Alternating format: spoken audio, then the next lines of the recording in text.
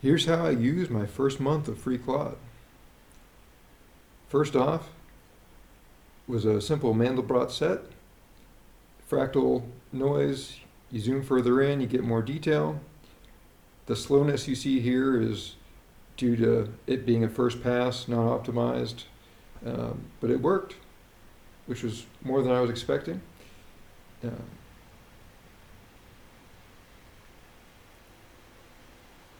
The visual flicker in here and other way, this is actually mostly OBS and not actual.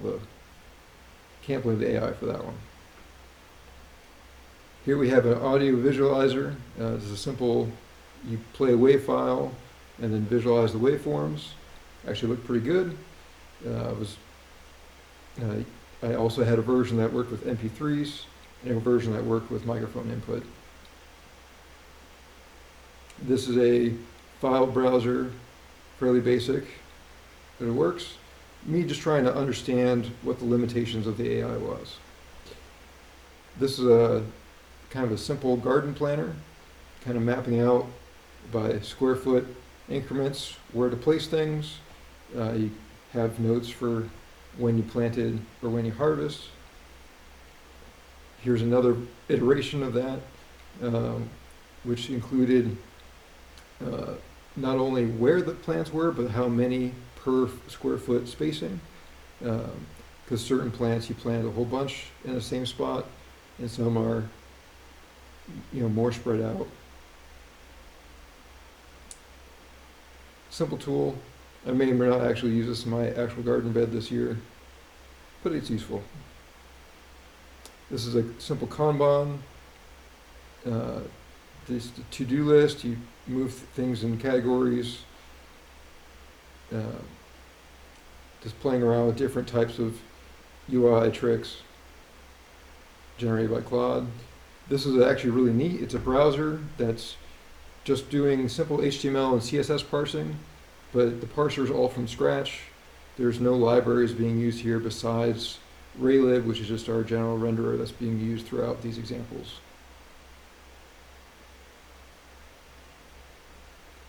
Next up, we got a really bad version of Microsoft Paint. The y-axis was flipped in the code. I didn't feel like telling Claude to fix it. I also didn't feel like fixing it myself. I was just seeing what it could do out of the box if you just gave it basic instructions. And that's what we got from here. You'll see as we try to fill in the paint, things go really haywire. Next up, we got Excel. This is basic. You got references to cells. You can add, subtract, multiply, divide, and that's about it. This is not an actual replacement for Excel. It's more just fooling around with, once again, how quickly can I iterate with this free version on interesting tools. This is an options visualizer for stock market trading like stuff. You put in the strategy type, your prices, and then it kind of gives you a visualization of where you'd make profit, where you'd hit a loss, how much of either side. I'm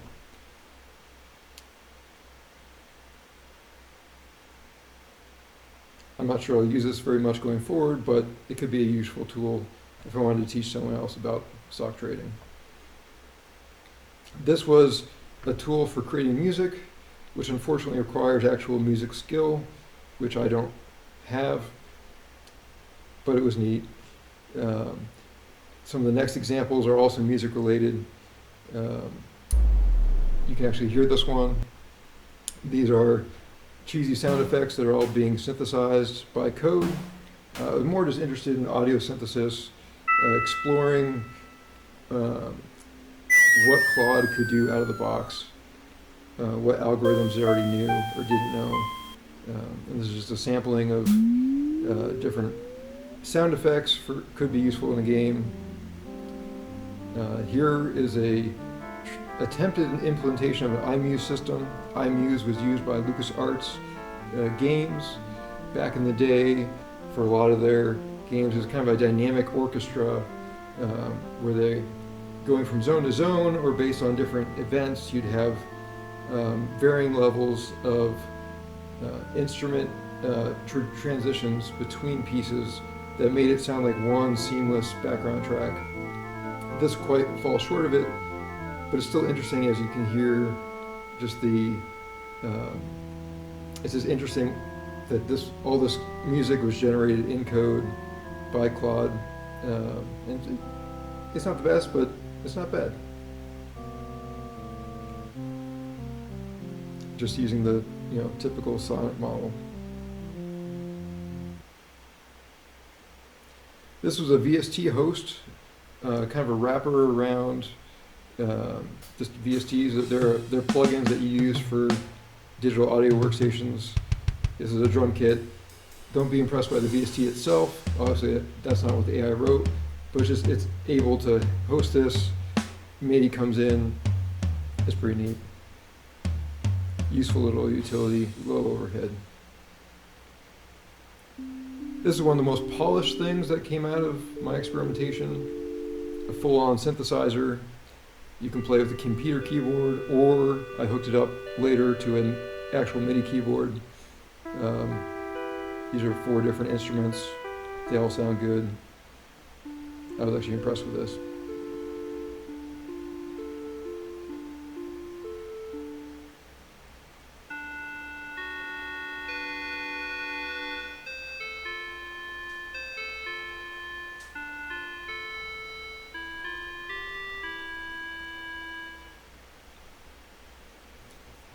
Next up, this was trying to see if we could do a speech-to-text synthesizer. First attempt did not work at all.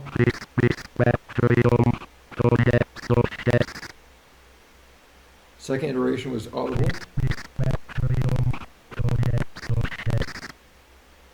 Third iteration tried to be organic and it got worse.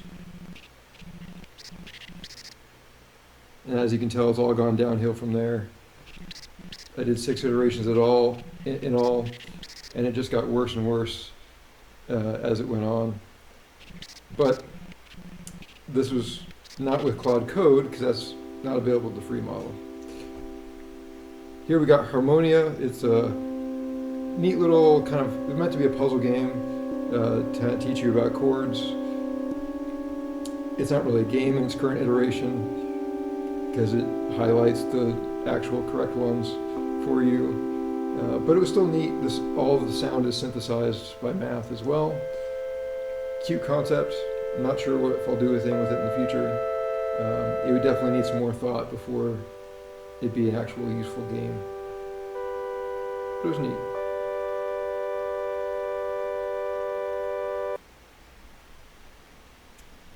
This was a little procedural overworld. You move around. You got ripples if you go through the water.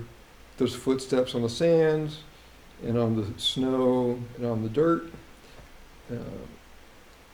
There's critters that spawn depending on the different biomes that they're in. They just move away from the player. There's no real game to this. It's more just an exploration, kind of fun. I was just trying to see what it could do out of the box when it came to procedural generation, and it was halfway decent. This was meant to be like a Sonic-like game. I thought it was really nice. With all these demos, right, there's no art assets involved. This is all being generated fully by code. And this is the very basic collect the rings. You have a god double jump. There's just the one level, but it's an interesting prototype. Could certainly be worked upon to make something more interesting. And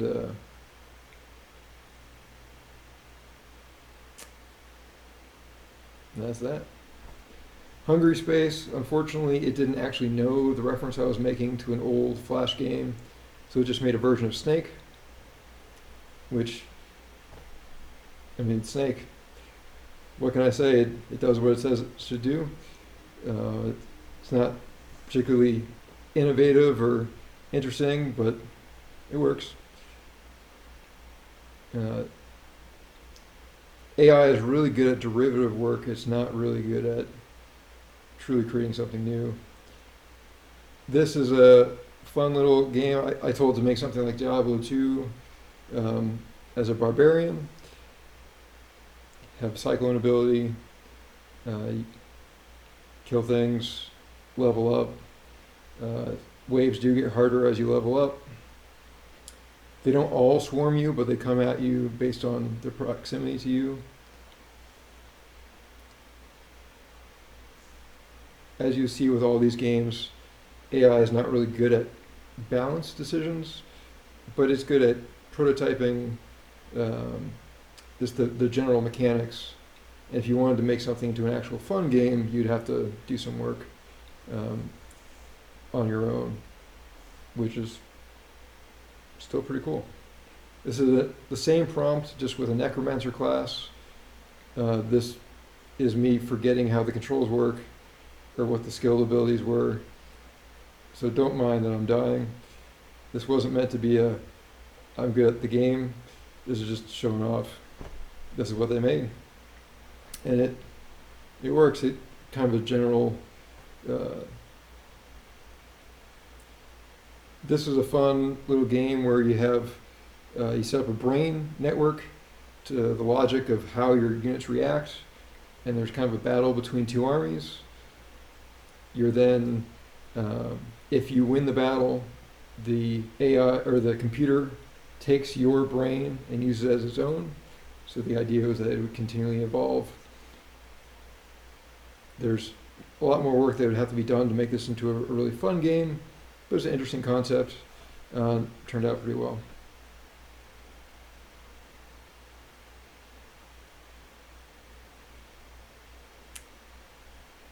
The prompt for this was to make something like Geometry Wars. Just showing a slightly later wave because the first wave's very boring. The R sound effects synthesized for the bullets and the explosions, which you're not hearing because I forgot to change the settings in OBS, and I was once again too lazy to refilm. But neat. This is one of the more fun ones to play. As far as most of the games were a bit unbalanced, and there was a seed of a game there, but it wasn't necessarily something you'd want to play. That one was kind of fun.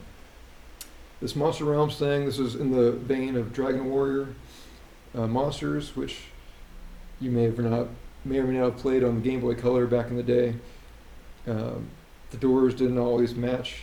What the AI made here, the doors didn't match what you actually did, but you go into a dungeon, you walk around, you get encounters by monsters, you fight them with your monsters.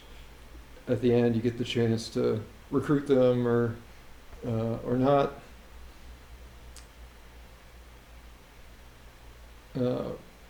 Yeah, very basic, very unbalanced, but fun little base. You can certainly turn this into something interesting. Here was an example of 3D. This is obviously a Minecraft clone, but the culling faces are wrong. I found that Claude had a really hard time conceptualizing 3D concepts. It worked really well with 2D stuff, but when it did 3D spaces, it just didn't work very well. This is a version of Peggle,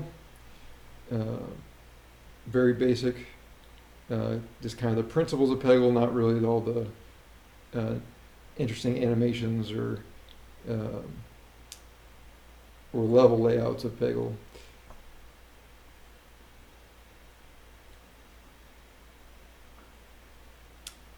This was a fun one. I just typed in "make GTA 6 for me," and this is what it came up with. I just found it amusing. I spent no time trying to iterate on this. As you killed people, cops would come in, but then they just despawn if they got too close. I don't know why. Didn't bother to figure out why.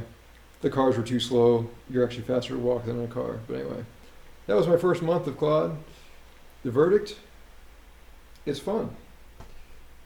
Yeah, it's actually a quite a great way to prototype things.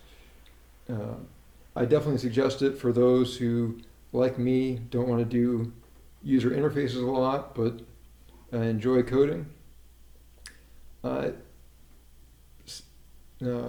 Next video may go into a deeper dive of whether or not it's actually worth paying for Claude and what the real benefits are.